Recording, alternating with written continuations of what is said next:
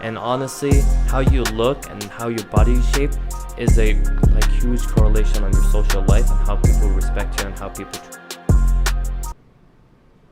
Hey guys, this is Elijah Vargas from the Goal Swole podcast. Can you introduce yourself? So I'm Aboelfotouh. I'm just an early graduate from Bartlett High School, and yeah, I'm here to talk about. Whatever. Hell yeah, that's awesome. That's awesome, man. So you said Amr? Amr, yeah. That's how you say the name? Yeah. Okay, because I know I've heard people say your name differently. 100%. I've been called Amir, Armor. it's yeah. I mean, it's a foreign name. It's more said Amr, so it's Arabic. Oh, okay. So it has like a different pronunciation. Yeah. When did people start calling you Armor? Because I know a lot of people call you Armor, and I think that actually originated. So when I first arrived here in the United States in around like third grade, people didn't say my name, so I was called Armor, and I just went by it. Then when I moved here to Illinois, I think around late fifth grade, I just said that name, and people started saying it. Yeah. And people from the same elementary school started going to middle school, and just it caught on. And I'm trying to change it, but still. You're still trying to change it. Are you trying to change it back to Amr? Yeah, Amr. Yeah.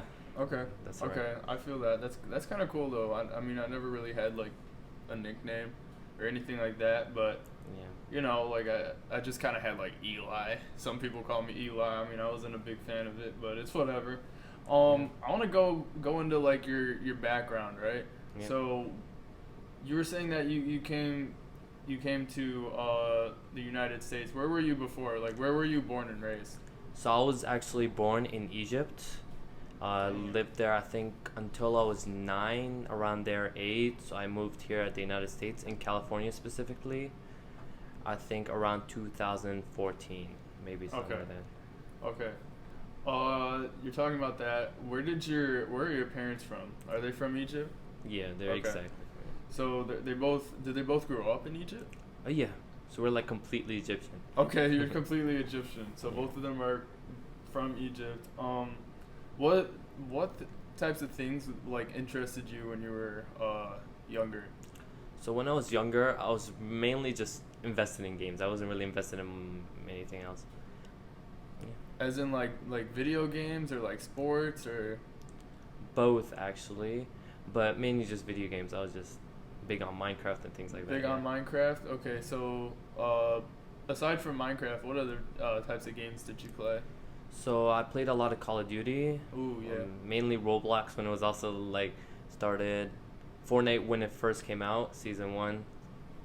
And yeah. Did you enjoy like playing those games with your friends? Yeah. I mean, most of the time I hopped on just because to play with friends.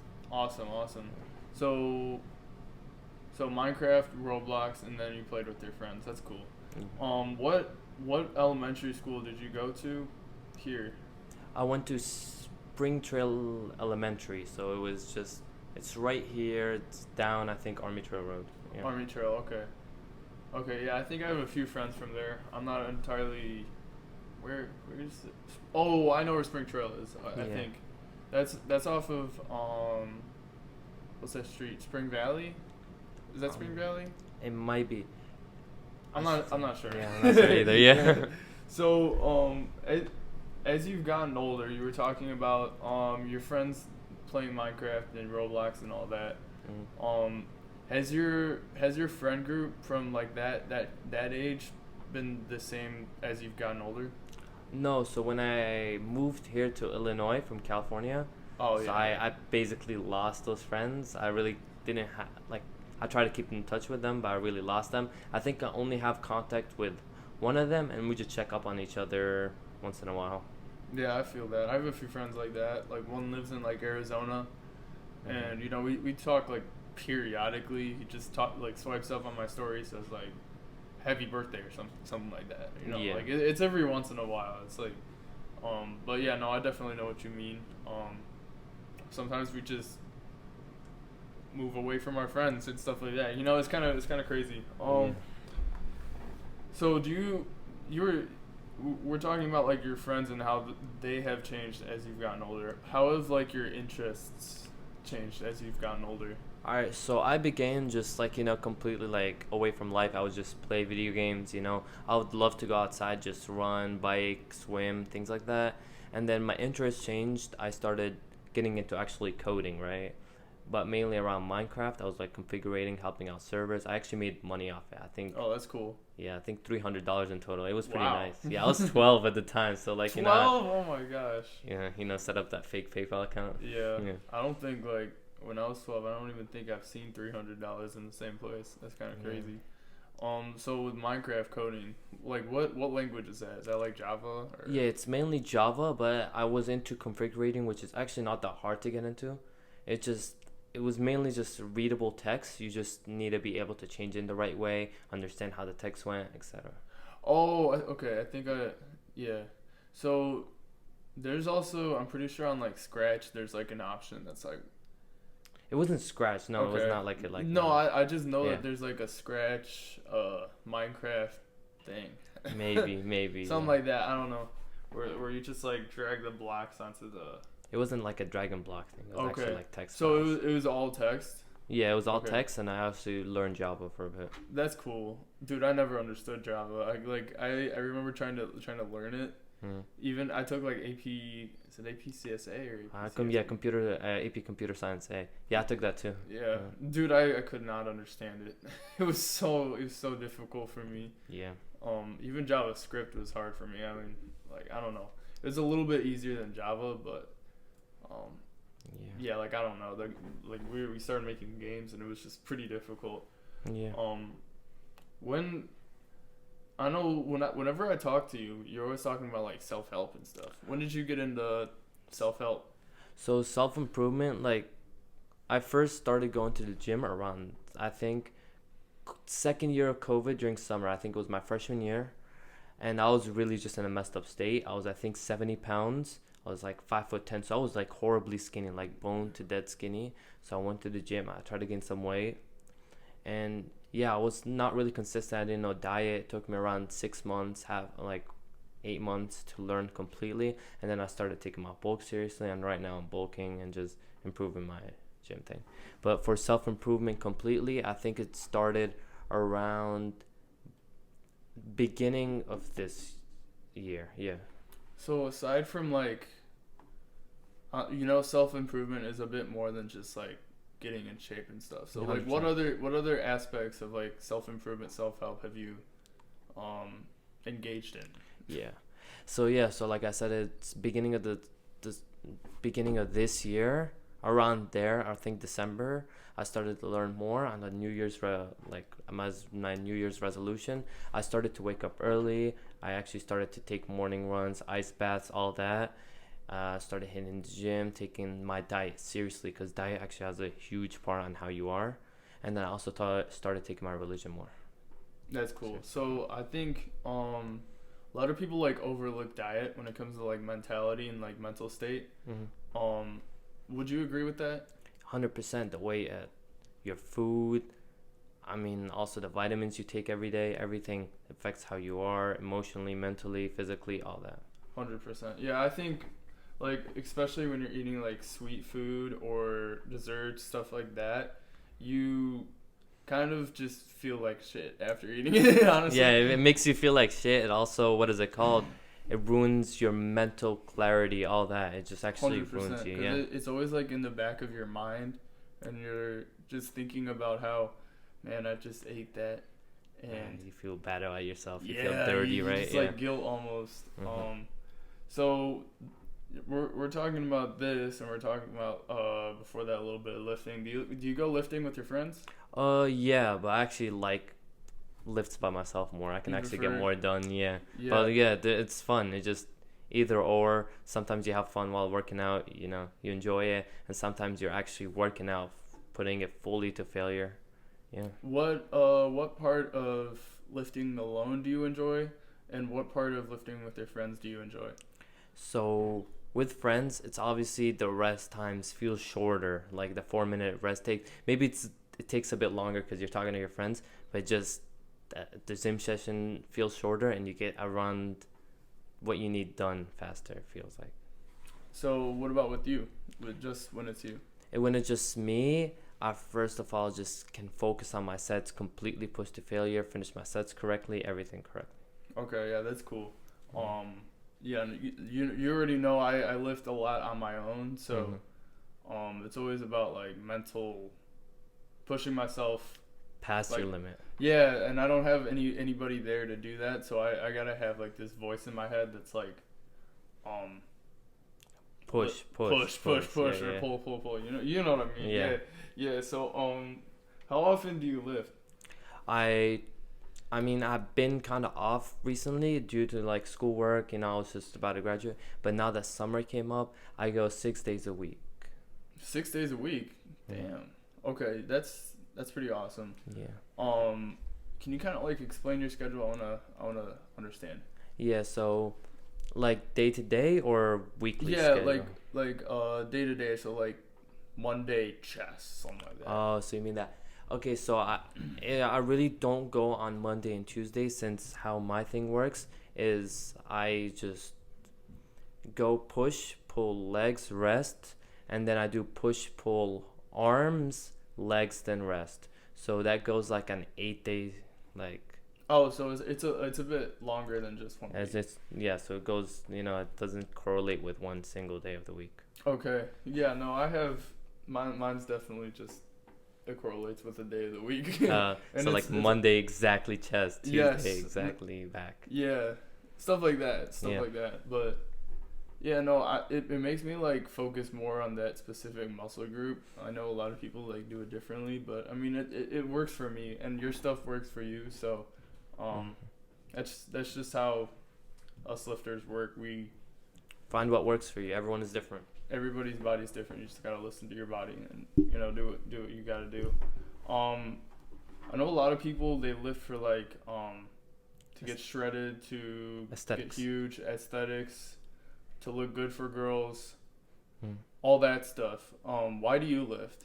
Honestly, both. I want to be stronger, just to be stronger, be able to defend myself when I need to, and to also look more presentable, to look big.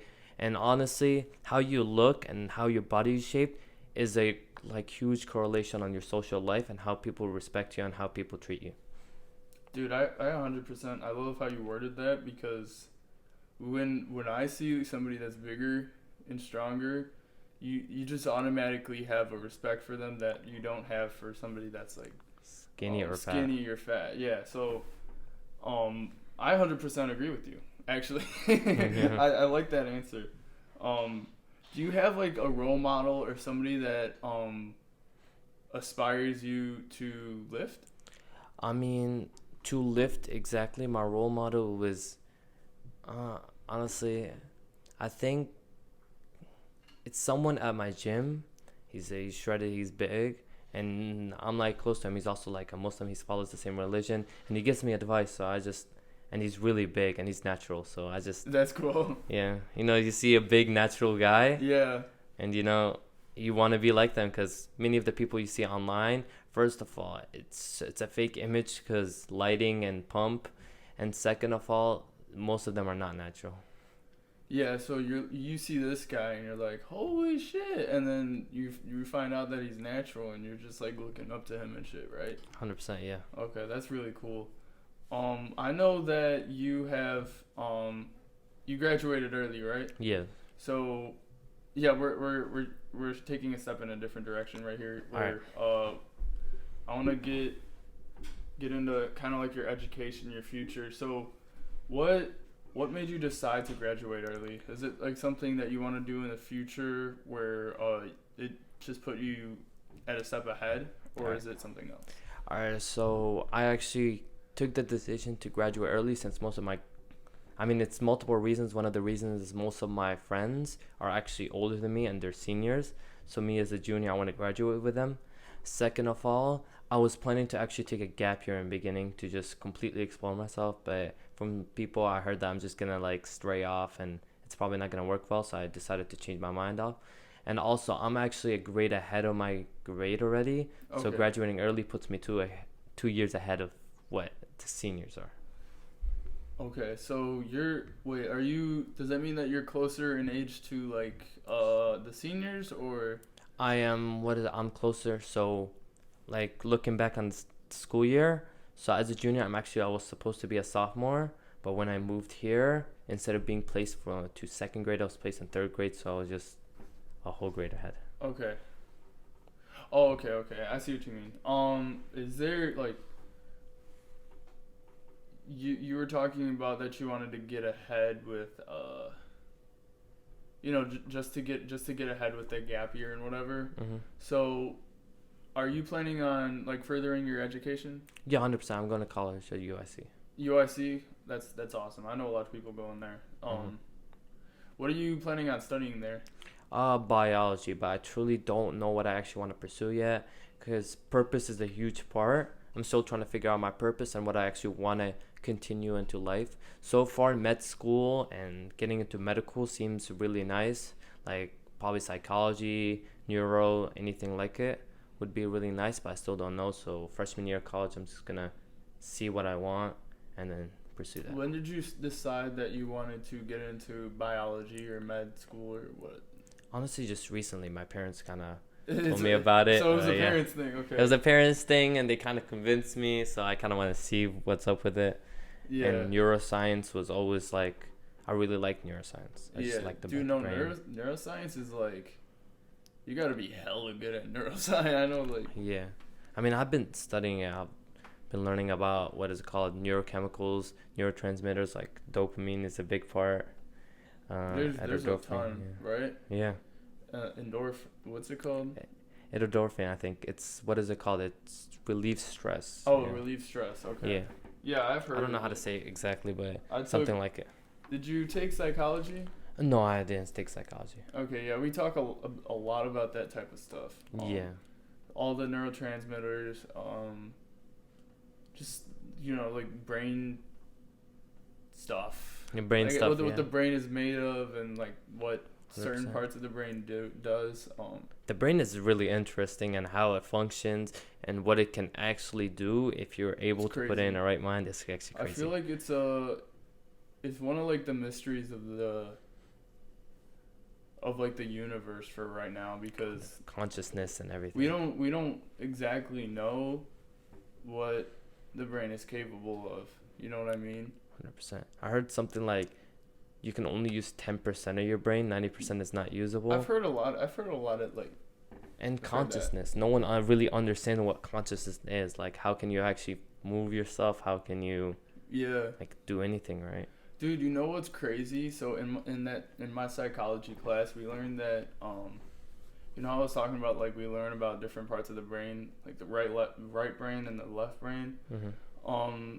So people that have multiple personalities. Yeah. Those people never sleep, because when one personality like goes to sleep, the other one wakes up and he's using a different part of the brain. So one part of the brain's always sleeping and the other one's always active. I've never heard that before. That's actually interesting. Yeah, that's crazy. So those people never need sleep. Yeah, that's nice. That's cool. Yeah. I mean, it's crazy, but yeah. I don't know, man. I think it's so wild.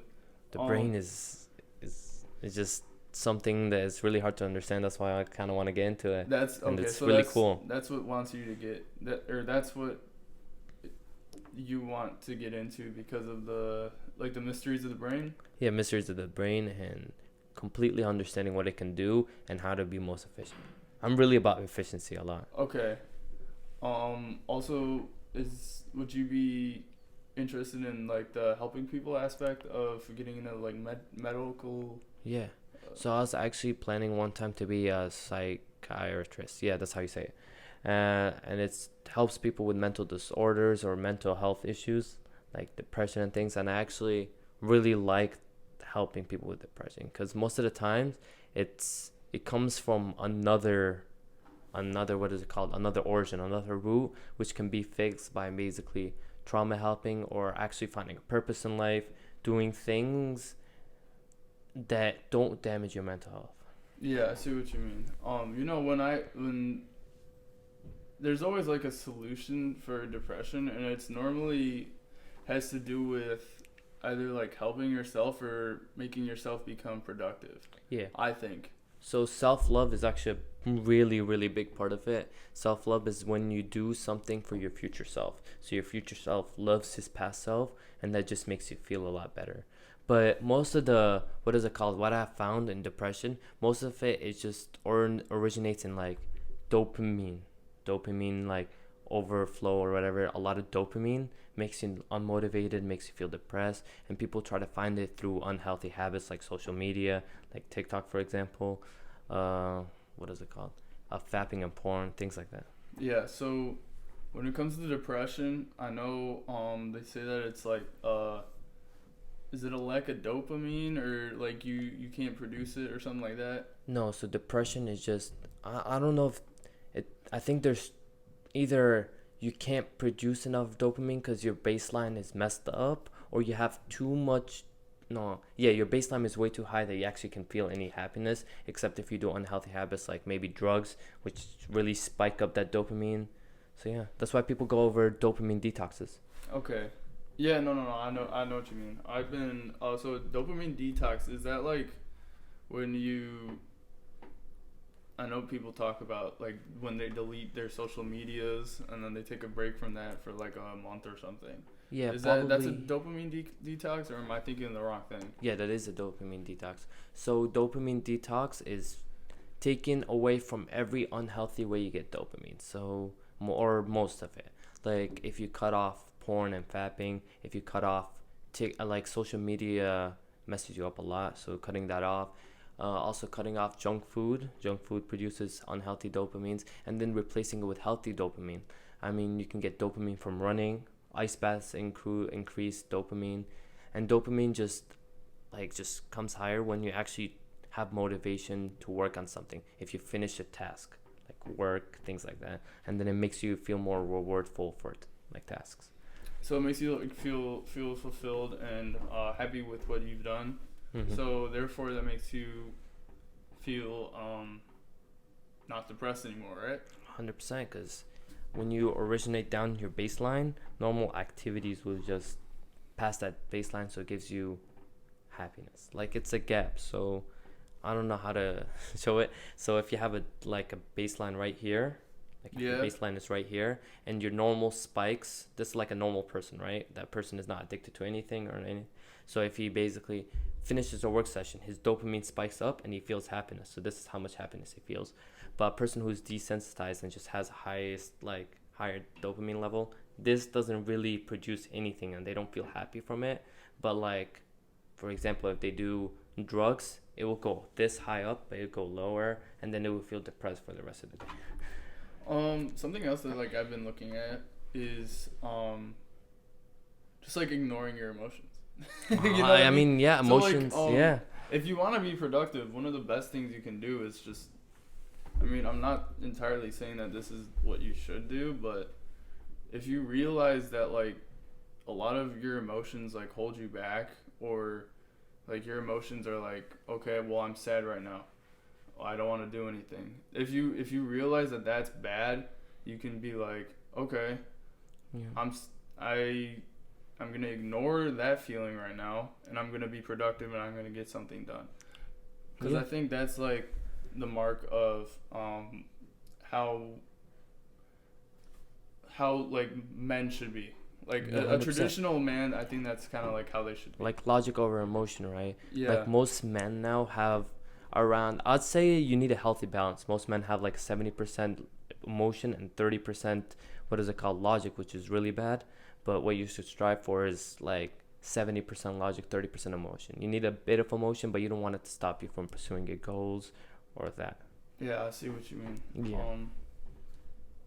I think that is definitely something that is a problem right now, is that a lot of men succumb to like their emotions and therefore become unproductive or lazy. So 100%. You know what I mean? Your emotions will probably try to get into the way most of the time. Most people never, I mean, like not never, but most of the time they don't feel like going to the gym, yet they do. They don't feel like going into work, but yet they do. So emotions place a barrier on what you can do, but logic can pierce through that and knowing I have to do this, so they still go. It's Also, the difference, I think, that discipline pierces emotions. So if you're disciplined enough to go to the gym every day, even though you feel like shit and you don't want to, your discipline is going to push you because you know that the greater goal is that you'll be in shape, or if you study, you'll be smart, or you'll pass the test, or you'll be more prepared for the future. You know what I mean? Yeah, 100%. So, yeah, sometimes you just got to realize that the outcome is worth all of the struggle that it takes to get there. You know what I mean? Even if you feel like shit during that struggle, it's important to realize that the outcome's worth it. Yeah, look past it. Because everyone has ups and downs, right? But if you don't let those downs stop you, you're going to be better than everyone else. 100%. Yeah, because a lot of people do allow those obstacles to take them and make them emotional in some way. You know what I mean? Mm-hmm. Yeah, 100%. Okay, I wanna get back into you because we kind of went off on a little tangent. Even though I did like that, I think it was very like intellectual. Yeah. So how are you? First off, I want to ask like what's your like overall goal? What's like your goal in life? Because I know it seems kind of shaky. You were talking about you want to get into like the medical field and get into like neuroscience, but it sounds like you kind of like, aside from that, you kind of know what you want in life. Yeah, so I've always believed in helping people no matter what, always supporting people, always making people help. So my goal in life is, first of all, to be the best version of myself. I want to see if I get to meet every potential of myself, I want to be the best version of it. And second of all, I want to use that to help others. I want to make sure everyone else knows what they need to do and like they need to be happy and find a goal. And that kind of also strives in my religion. You want to help people, and I also want to guide them, like help them guide themselves into the truth. Okay. So how are you going to achieve these goals? Because I know you're talking about all that, but how are you going to achieve that? So first of all, improving mental health, first of all, is really a big part. So what I was trying to do is quit all my bad habits and replace them with good things. And once I get into a complete routine where that thing is stable and where I do that, then I can start adding more productive things like working on my own business, start just working, pursue myself in an educational path, help people maybe through neuroscience, start a channel. Yeah. A channel as in? Like a YouTube channel, maybe also go out in public and speak in public, yeah. So you want to become like a neuroscientist public speaker? Yeah, like Andrew Huberman, for example. Oh yeah. Yeah, no, I love that guy. He's awesome. Yeah, no, I listen to him sometimes. Is he one of your I don't want to say idols. Is he like one of your role models or like I mean, role model in that aspect. I do believe I have one specific role model for everything, and it goes back into my religion, and he's the Prophet Muhammad sallallahu alaihi wasallam. Okay. Yeah. No, I actually respect that. Yeah.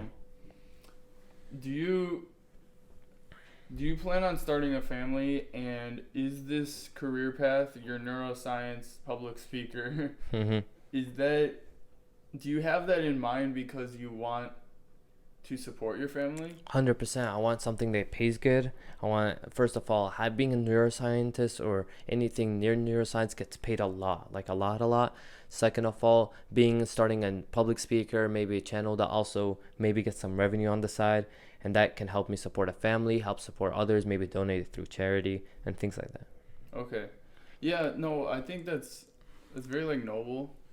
To start that kind of like side hustle of the YouTube channel in order to support your family, but YouTube's a very like difficult thing, difficult field to conquer. You know what I mean? 100%. That's why eventually, if I grind it out hard enough, be able to actually use it, because most people don't actually understand how YouTube functions and how the algorithm functions, and if you can get specific niches and be able to broadcast it into an audience where obviously some people are going to like dislike you for what you're doing. I mean, like, not be completely controversial, but some controversial takes would take you somewhere. But yeah, something like that. Yeah. So I think especially you were talking about how you're going to be a neuroscientist and then get into YouTube. I think that also gives you a level of credibility. So if you see it, I'm just saying, if I'm scrolling on YouTube and you see a video that says, you know, I'm a neuroscientist, gives his thoughts on blah blah blah, I'm like, holy shit, I better like listen to it. Yeah, credibility over here, and he knows what he's talking about. Yeah. Number one, it's like clickbait. So if you're good at like making a good thumbnail and making a good title, that's just like 100%. You know, like maybe your face like or some shit like and some I shocked don't know expression, the titles in, right? Like all caps or something. Yeah, I think you could definitely pull it off. It's even my YouTube. I'm having a difficult time cracking it, but I think that's just because of who I am, and I'm still establishing my credibility. Once you start yours, you're gonna have your credibility already. 100%. You know what I mean? Yeah. So I think you know, best of luck with that. Yeah. You were talking about how you wanted to start a family and how you're gonna support them with this, right? So, do you plan on getting married? Yes. I mean, my religion, you really can't be with a female unless you're married with them. Okay. Yeah. Yeah, so I know I've heard a lot of like people saying that they don't support like Western marriages. I know you're from Egypt, right? I don't want to like jump the gun or like assume anything, but would you? I know some people say that they don't want to have like a legal marriage. Right? That's what I was gonna ask. Yeah. So what do you think about that? Honestly, legal marriages sound like really dumb because first of all, if she divorces, she's taking custody of the kids. She's taking half of your money, and you're basically screwed after that. You lost your kids. You're gonna be launched into some depression state. You lost half of your money. You just worked hard for that, and she just took it all. So I think legally honestly, I would probably stay away from that or get what is this thing? It's a contract that you sign before. Prenup? Yeah, prenup. Yeah, either prenup. get a prenup or just not get married legally and just religiously get married. Religiously, dude. No, I've actually thought about that too. I think. Man, I don't know. I know. I'm gonna say this, and I don't want to like get. I don't want anyone to take this the wrong way, but I think like a marriage is mostly for the woman. Yeah, I know. 100%. I learned that in psychology. Okay, I'm gonna blame. I'm not gonna say his name, but he basically told the whole class that if it were up to the guy, it wouldn't like. They wouldn't have like a huge marriage, and like she wouldn't be coming down the aisle in a. Like weddings, like weddings are mainly actually favorite to the women. Women love weddings because, also like, it might be controversial a bit, but they really want the attention. They want to be center of attention, 100%. Yeah, I mean it is like her day. Like there's a reason why the guy can buy or can like rent a tux while the woman has to get like a whole huge dress, and it's like it gotta fit well, 100%. Yeah, but the guy can just wear like a tux or something like that. 100%. You know what I mean? Yeah, I actually know all about that because my aunt and uncle are about to get married pretty soon. So best of luck to them. I don't know if they're listening to this, but so would you want your spouse, your wife, to share similar beliefs? 100%. I mean, for my religion to marry someone, they either need to be Muslim, right? So that's my Islam, a Muslim, or they can be people of the book. So they can be Christian or Jewish. Okay, I didn't actually know that. That's super interesting. But only males can marry people of the book, because there's actually like a whole thing behind it. So men can marry Muslims, Christians, and Jews, and anything considered people of the book, while women can only marry Muslims, and it mainly has to do with the kids. Because if the man is a Christian while the woman is a Muslim, she really doesn't have say on what the kid's religion is going to be, and they're probably going to end up Christian. So that's not allowed. While if the man is a Muslim while the woman is Christian, the kids are going to be Muslim. Wow. Okay, that's interesting. Yeah. I'm not very fluent in like Islamic law, so I mean, I'm learning a lot here. Yeah.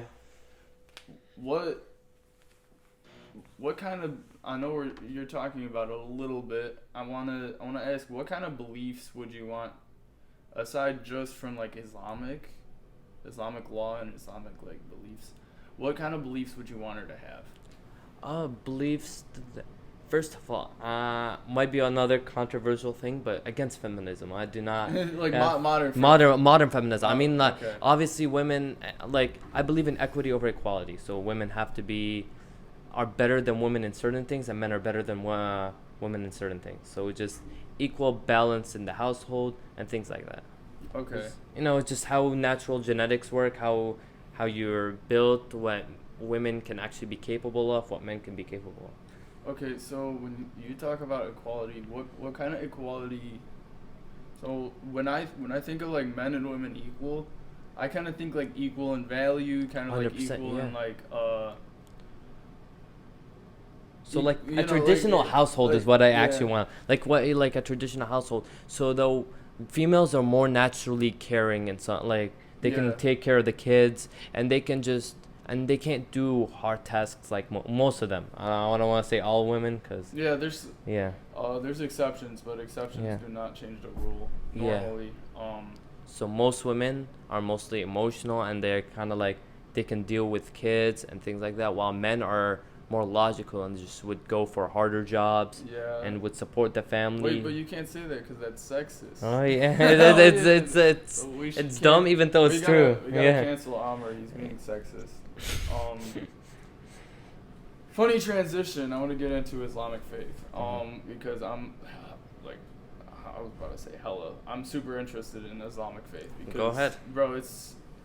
I have a tremendous amount of respect for it because I just see how faithful you guys are, and I mean it's not completely comparable to Christians in some regard because like we don't all travel to one country to see the what's it called the Mecca, right? You're talking about Mecca, Kaaba, right? No, we don't have stuff like that. It's really. Pilgrimage. Yeah, every Muslim, if they're able to, must go there. Yeah. So, I think that just completely demonstrates your guys' faith. I have so much respect for it. And did you always follow the Islamic faith, or did you ever like stray away, or were you like born something else, or? No, so I was always a Muslim. However, through COVID, I kind of was strayed away from that faith, but I started to come back. I actually learned a lot about Christianity, Judaism, and a lot of actually different religions. I was close into converting to Judaism. Really? Not Judaism, I think Christianity. Yeah, I was close because Jews have a pretty close thing. But what I realized is Islam is actually, it just comes down to the truth. So I actually truly read throughout the Torah. There's a Talmud. I've also read the Bible, some what is it called, church fathers readings, and I've read the Quran and Hadiths, and Islam just always shows to prevail in multiple more fields.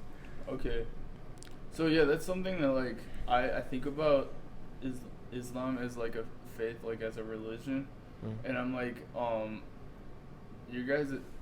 I keep saying this, bro. I don't want to keep saying this, but you guys. It's intriguing to me because it feels like you guys know something that I don't know, and it makes me mad because it's like you guys are so you have such a strong core faith in 100%. So because I can explain why. First of all, the Quran itself it's a lot of miracles in it, and if you actually first of all understand the Arabic language, you can see the amount of linguistic miracles in it, how it's written. It's proven that no man could have written that. And second of all, just scientific miracles in it. There's historical miracles in it. There's a lot of things in it that most people just can't understand unless they actually first of all read Arabic or actually get into the Quran. So. Yeah. No, I know. I've been reading the Bible almost daily. I'm in Deuteronomy, I think. Started about a month or two ago. I'm not entirely sure, but when I'm listening to the new International Version, I think it's called. Yeah. But yeah, I like listen to it. I'm like, dang, how did someone write this? Like it just makes you like have the Bible itself. It makes you like realize there's no human that would have been capable of coming up with this kind of story, except for God, honestly. Yeah, 100%. You. I mean, we personally believe. I mean, we personally believe. So we call, like I said earlier, we call the Christians and Jews people of the book, right? So we believe that they're being given an original book from God. So we believe in like Adam, the first human, was a prophet. We believe that Moses was a prophet. We believe all of them were a prophet given revelations from God. Not all of them. I think the revelations that we know are first of all from Abraham, alayhi salam. He was given, I think, some scripture. I forgot what it's called. Then there's the Psalms given to David, and then there's the Torah given to Moses, and then there's the gospel given to Jesus. But we believe the gospels that you guys have right now are not anything close to what the gospel was given to Jesus. Okay. I can get into it a lot about how like the gospels are kind of having anonymous authors and we don't actually know where it come from, and the things contradict with each other in the Old Testament a lot. Okay. Yeah, no, that's something, I mean, I haven't gotten to the New Testament, but I'm like, I'm at the part right now where it's just a lot of, God is giving a lot of rules to Moses. I know, Deuteronomy, I know. Yeah, there's a lot of rules, there's a lot of sacrifices, there's a lot of prophecies, Yeah, prophecies and stuff, and I mean, I don't know, I'm curious to see what the New Testament is like, but, yeah, no, I've always been a lifelong Christian. I've kind of talked about this on here a little bit, but, yeah, what are, you were talking a little bit about the prophets and stuff. What are like the core Islamic beliefs? So we have 6 beliefs. We have 5 pillars and 6 beliefs. The beliefs exactly is, first of all, we're really, really strict on the oneness of God. It's called Tawheed, and it's also first pillar. It's the Shahada. We believe, I bear witness that there is no God besides Allah. So Allah just means God in Arabic. So we emphasize on one God. The second belief is the belief in angels. The angels are servants of God, right? And the third belief, I think it's if I remember correctly, it's either the books or the prophets. The third is the books. So like I told you, the Psalms, the Torah, the Gospel, and the Quran given to Muhammad sallallahu alaihi wasallam. And then we believe in the prophets. So there's 25 prophets named in the Quran. If you want, I can name all of them. 25? 25, yeah. You can name all of them? Okay. I mean, yeah, just Adam. I'm just going to say in the biblical names. So Adam, Noah, we got Moses, we got, what is it called? We got Idris, we got, which is Enoch. Obviously, we got John the Baptist. We call him Yahya. We got Jesus. We got Muhammad sallallahu alaihi wasallam. We got Suleiman, or you guys call him Solomon. Yeah. And we got. I mean, I can just go on. Yeah, it just takes me a bit, but yeah, I can. Yeah. You're like a scholar of Islamic faith. I love it. So, do you think that if the Western world embraced the Islamic religion, or like embraced the faith, or maybe like the ideals, do you think that what do you think it would be better, or do you think it would be worse? Better. So if we even look back on history, when Islam first came out, it was spread by trade over swords 100%. Like, it was mainly spread by trade, and it grew really, really fast. Second of all, the people that lived in the Islamic things had the best quality of life. And you still look at it. We got, I mean, they're kind of getting corrupted by Western standards right now, but we got Kuwait, for example. We got Dubai. We got Qatar. I mean, the United Arab Emirates. They're kind of still following strict Islamic things. Saudi Arabia is kind of leaning back from Islam. You see it being westernized a lot by allowing, I don't want to say it on here, but yeah, no, I know what you mean. Yeah. Yeah, I want to go back because I said better or worse. That was kind of. I mean, obviously, I'll say better because I'm Muslim. I mean, but yeah, even if you look back on history, it's just people live a lot good. That's kind of like a harsh kind of question. I mean, I don't know. Do you think that Islamic countries are better to live, better places to live? It's safer for sure. You see, the unlike ones that are actually enforced correctly. You see, for example, rape. For example, it's hugely decreased in Islamic because the punishment is really bad. We got premarital marriage. Premarital relationships or like sex is also prohibited. So you're not gonna see hookups. You're not gonna see prostitution. So it's clean. Theft is also a really big crime. I don't want to say the punishment, but oh man. Yeah, they it depends, but there's a lot of things that are just. People in the Western world might state them as kind of cruel or harsh, but they're actually really reasonable because you're technically not only harming others or like harming how others might live, etc., but you're also harming yourself and your connection to morality. So it also it decreases a lot of the. So one of the things that you would probably say is that it would be better in the Western world because it would decrease a lot of the degeneracy that we're seeing. 100. So what you're explaining is that there's not very much degeneracy, if any, in Islamic countries. Yeah, unless they're westernized in some aspects, people might say like, oh, look at Syria, for example, look at them, they're war-torn and things like that, but it's mainly just the Western intervention in those countries that kind of ruined it. But beforehand, it was happy, it was really nice, it was really safe. Like example, you look at Dubai, you can leave your car doors open. Yeah. There, it's really safe, right? So yeah. So yeah. Do you think I'm getting on to my random questions now? Mm-hmm. These questions are kind of random. Do you think that?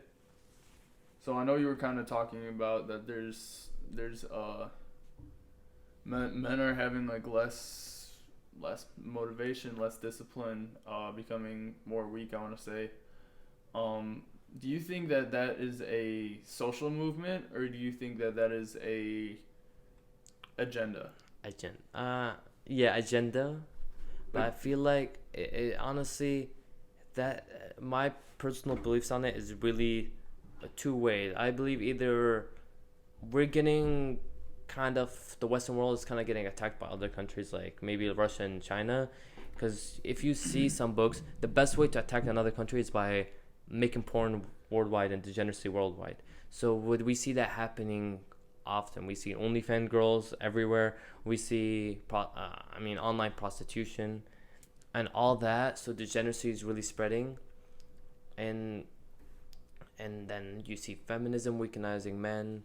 I'm sorry, but LGBTQ is also weakening men and just making them degenerates. And honestly, I stay away from that and just don't support modern feminism and LGBTQ. Can you kind of explain, for the people that, even me, can you kind of explain what you oppose about feminism, if you want to answer that? Okay, so I'm more of an equity over equality. So obviously, modern feminism pushes men over females. So just instead of men and females being equal, it just pushes females above men. You see many women now just constantly cursing out men, saying they don't need men, and it's just ruining the family moving tradition. You see not even women not wanting to have kids anymore because they have been taught this belief against men that they don't want to be near a man, and they probably don't want to adopt someone. And it's honestly sickening to me that it's just the family's falling apart. The people call it nuclear family. It's falling apart. And can you kind of explain how the family's falling apart? So first of all, when the father is weak and doesn't have a purpose, he can't defend his family. So the family is obviously done as that. Second of all, if they're in a relationship with no kids, a father, when he went to war, he would always think about two things: his kids and his wife. He wants to protect them. With removing those two things, he has no motivation to save his country. You might say patriotism, but really that's not going to help him much while he's thinking about his kids and his family at home. And it's just, first of all, the family collapsing. Second of all, the women not taking care of the kids properly, not being close to the kids, and the kids become degenerate, and it honestly just ruins society. They're negative, they're toxic, etc. And I mean, men are just unhappier. You see females unhappier, and this is just a proven fact and statistic. Yeah, I think my personal belief is, modern feminism, it pushes women to kind of like they pursue a career or so I want to put it like this. Pursue a career they're not happy about. They want to be what the traditional man was back like in like the older generations, you know what I mean, where the man, he had a career, he had a job, and then he was able to support himself, he was independent, and then he would get a spouse, you know what I mean? So that's kind of like what women are right now, where they basically want to be men. And I think that when a guy sees that a woman is like provides nothing other than like she's another guy, where like she doesn't provide much to like the relationship, other than she has like the same exact like mentality or mindset as like a guy that wants money, a career, and all that. So I think it's important for women to like realize that guys don't want to be with, I mean, I'm speaking from like your own perspective and most men's, right? Yeah, and I mean, there's obviously exceptions, but guys don't normally want that. They want what is it called? Can you kind of explain explain. I'm going with this? So I'm trying to losing so words. So it's like a 50-50 you want to say. So a man provides some things to the family, and a female provides some things to the family that a female provides something to the family that a man cannot provide on his own, and a female. And it's the same thing as a kid. You cannot make a kid without a female and a man. And that just proves that in every single aspect, there's some things that a man could always like do that women can't, and women can do that men can't. And there's some things that cannot be done at all without both of them together. So just it pushes something like females are, both of them are human, but still they have way different, what is it called, a mindset. They have way different like, I don't know, genetics and like how they actually are built, and their mindset. I mean, there's just view on this world. So I like how you explained that. And would you attribute part of that to your religion, your thought process there? Yeah, so honestly, I'm gonna tell you this: Islam is the first religion to give females rights. So it's the first religion to actually fully give females complete right, and it really fought for females' rights. I mean, I don't know how to say this, but you see a lot of women in, what is it called, in Eastern countries like the Middle East and things like that lived before like war and things like that. They lived really, really happy lives compared to like, what is it called, feminists now. Yeah. And we kind of explained that a little earlier about how, they're just becoming unhappy because they don't have the same purpose in life. I already kind of asked that. Who has been like your like role model? I know you said Muhammad, right? Yeah, it's Prophet Muhammad sallallahu alaihi wasallam for sure, right? Yeah. Actually, you know what? Can you explain that one? I've explained. And I want you to choose somebody else. Okay. So first of all, you see many listings that they provide Muhammad sallallahu alaihi wasallam as the best human to ever walk on this planet. And the thing is, you might say like Jesus and things, and I agree with that, but Jesus wasn't a father. He wasn't a husband. He wasn't like a commander or like a leader of a nation. He was just like a prophet. Well, he was like obviously a great prophet. We believe all prophets are sinless. We believe he was great, and we believe Jesus is a Messiah. So we agree with you on those things. Okay. But Prophet Muhammad sallallahu alaihi wasallam, is the best father to ever walk on this planet. He's the best commander, best leader, best husband. It's just a lot of categories that we see a lot now, but he was the best in it, and we try to live up to that.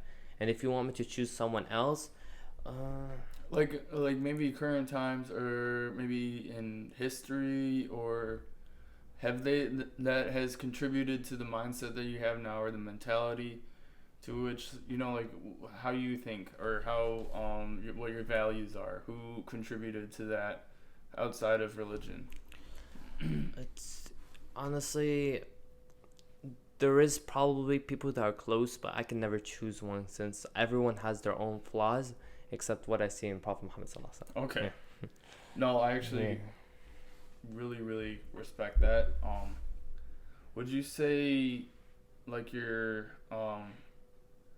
would your parents also fit into that category where they instilled like certain beliefs into you, or would your friends have some kind of influence over how your mindset is? Everyone has like anyone you be around, they instill some beliefs on you, and some of those beliefs I'm trying to get rid of because they're not all good. Even though parents want the best for you, they sometimes still put the wrong things in your brain when they really have the purest intentions. Same with your friends, or your friends might just they're not perfect, they're still young. Of course, yeah. No, dude, I totally know what you mean. How much of an influence would you say that your friends have? Because I know we were talking about your parents too, but how much of an influence do your friends have? Honestly, not that much. I would say maybe maximum on sometimes 4 out of 10, 3 out of 10. 3 out of 10? Really? Yeah. Like you don't really listen to your friends like that? No, I literally, I actually try to influence my friends into a better way. Because honestly, I'm really passionate about my beliefs, and I know what works because I've lived through degeneracy throughout COVID period and things like that, and it sucks. It just sucks completely. And the way I'm living life now and just pushing myself into being better just is so much better. Yeah, man. Yeah. So I actually totally I understand that, because I kind of had a period where I strayed from the Christian religion, and it's kind of like the same stuff. You come back, and I think you come back and your faith is stronger, and you just realize that you were wrong.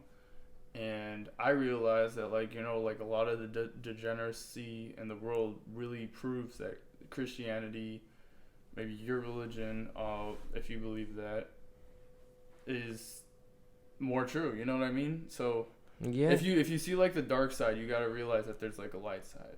Yeah, that's how I see it. Always show there's always light at the end of the tunnel. Without darkness, there wouldn't really be light, and without sadness, there wouldn't be happiness. And yeah.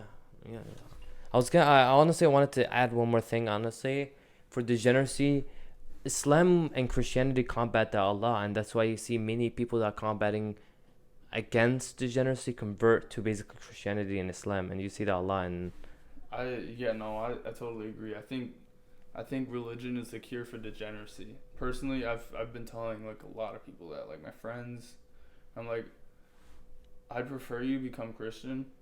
That's actually really funny. I prefer you choose a religion, but if you don't have a religion, then your morality is kind of it's kind of warped. It takes whatever form. Speaking of just speaking of just morality can't really exist without religion. If we look at the first thing, you don't have. I mean, you kind of have natural innocence when you're first born, but you really do not have morality without religion. The laws you have right now consist of religion that, first of all, started off with, we believe, from Adam.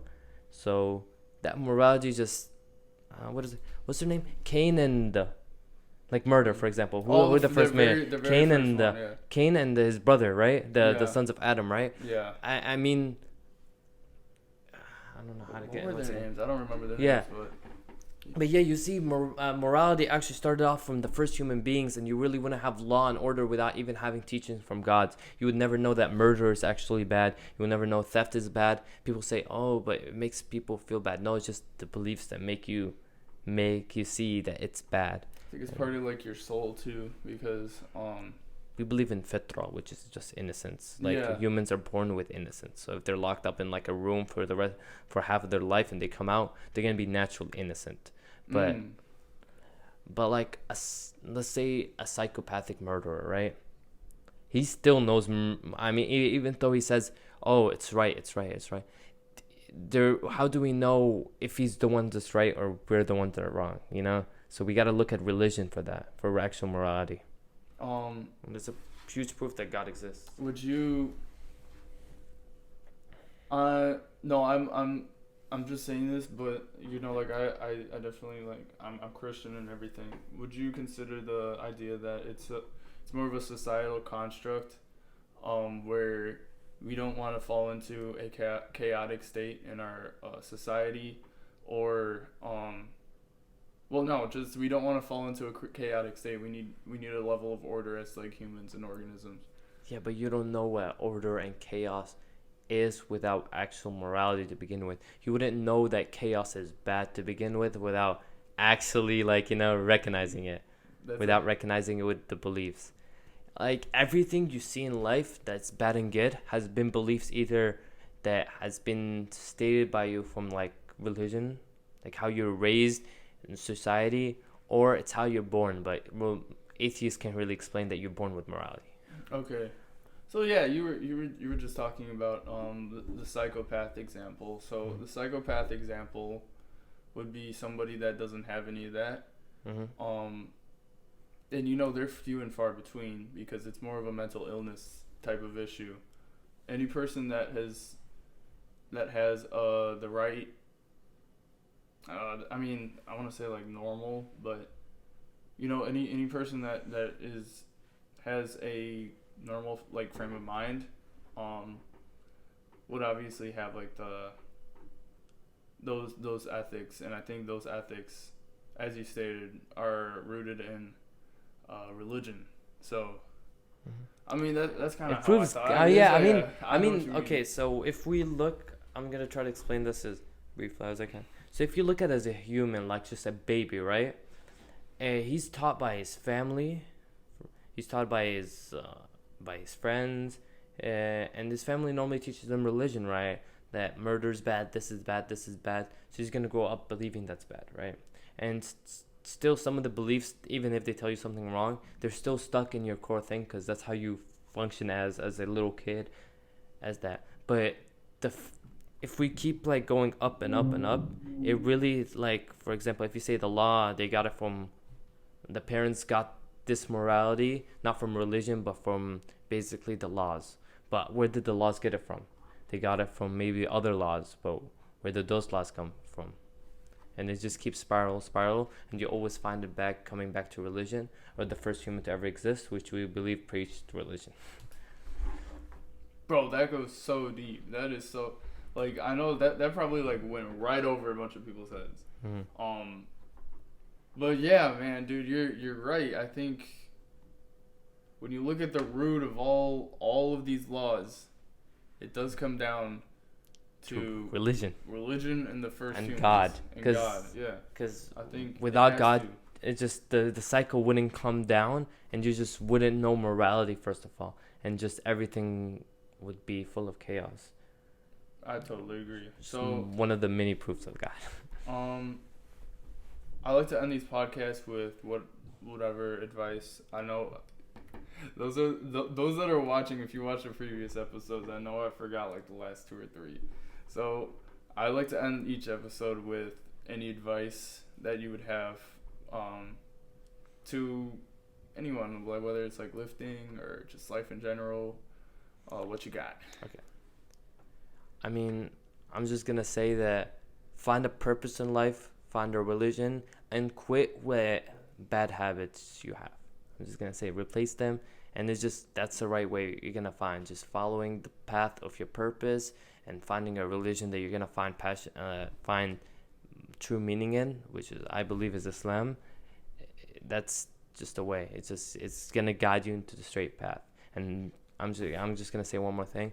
While us Muslims are praying, the first thing we say is Surah Al-Fatiha, and it concludes by saying, may God guide us into this correct path. Yeah, so that's a huge combat to like degeneracy. I don't think that degeneracy is a path to joy.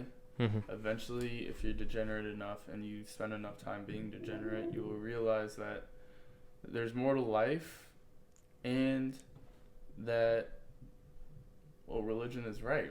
Yeah. I mean, you see a lot of proof of religion in a lot of things, scripture, morality, like I said. Yeah. And there's a lot of things, but you're ending. It's all that. Okay, so I just want to review what we talked about. So at the beginning, we were kind of talking about, when you grew up, your friends, when you got into lifting, getting into the gym, you were talking about self-help, and then we got into why you graduated early and your plans with neuroscience, and you wanted to start that YouTube channel, which I think is pretty fucking awesome. So yeah, honestly. And then we started talking about your future family, your wife, your idea on marriage, which I thought I can agree with. And then we went deep into Islam. Super, super deep into Islam. And then we talked about a little bit about how would you describe it? Like modern feminism. Feminism and the gender pushing into Western culture. Okay.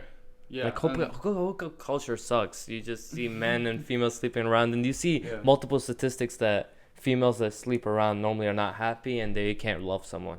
That's exactly what we were talking about, man. Yeah. That's the thing. So, I just reviewed through everything. So I want to say, it's been a pleasure having you on. I think a lot of people will definitely disagree and agree. I mean, yeah, there will always be people that disagree and agree, but you definitely brought light on Islam in a way that I haven't really seen, and I don't think,